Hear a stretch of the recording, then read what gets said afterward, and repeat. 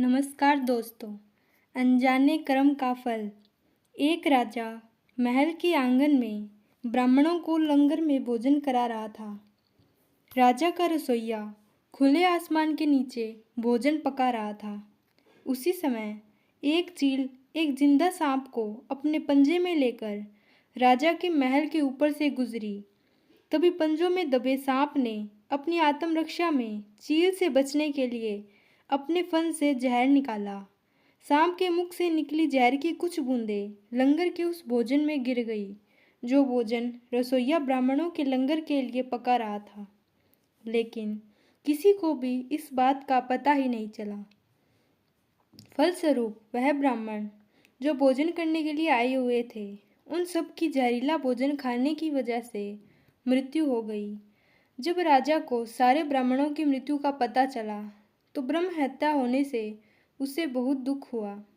ऐसे में अब ऊपर बैठे यमराज के लिए भी यह फैसला लेना मुश्किल हो गया था कि पाप कर्म का फल किसके खाते में जाएगा।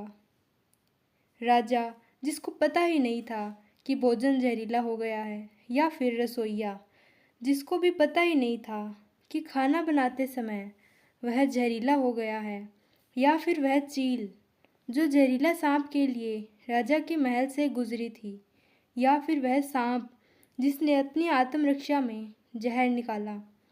बहुत दिनों तक यह मामला यमराज की फाइल में अटका रहा।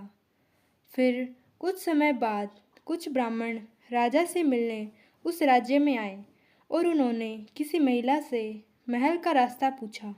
उस महिला ने महल का रास्ता तो बता दिया, पर रास्ता बताने के साथ साथ ब्राह्मणों से यह भी कह दिया कि देखो भाई, जरा ध्यान रखना, वह राजा आप जैसे ब्राह्मणों को खाने में जहर देकर मार देता है।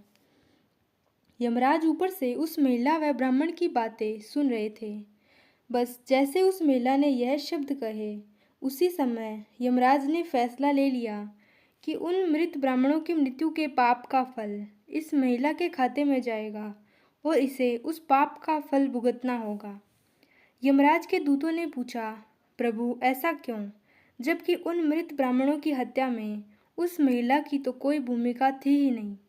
तब यमराज ने कहा कि देखो भाई, जब कोई व्यक्ति पाप करता है तब उसे बहुत आनंद मिलता है, पर उन मृत ब्राह्मणों की हत्या से ना तो राजा को आनंद मिला और ना ही उस रसोइया को आनंद मिला, ना ही सांप को और ना ही उस चील को आनंद मिला, पर उस पाप कर्म की घटना का बुराई करने के भाव से बखान कर उस महिला को ज़रूर आनंद मिला।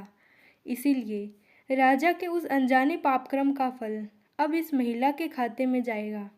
बस इसी घटना के तहत आज तक जब भी कोई व्यक्ति किसी दूसरे के अनजाने पापक्रम का बखान बुरे भाव से करता है, तब उस व्यक्ति के पापों का हिस्सा उस बुराई करने वाले के खाते में डाल दिया जाता है।